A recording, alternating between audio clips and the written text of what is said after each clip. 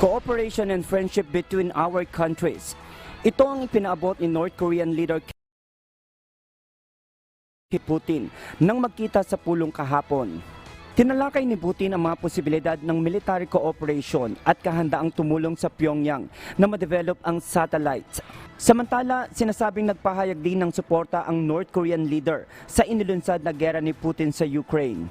Manunood din ang North Korean leader ng display of Russian warships upang maipakita ang kapasidad ng Pacific Fleet ng bansa.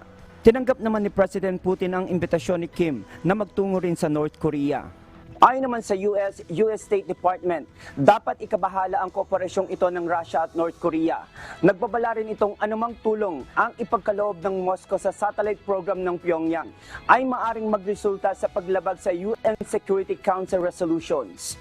But when you see when you see Kim Jong-un vowing to provide full, unconditional support for Russia's so-called sacred fight to defend its security interests, which of course is not what it's doing with respect to the war in Ukraine, that of course is troubling.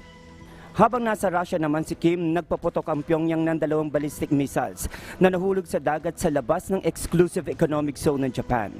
Regent Bolivar, UNTV News and Rescue. Diyos ang aming sandigan. Serbisyo publiko ang aming pinahahalagahan.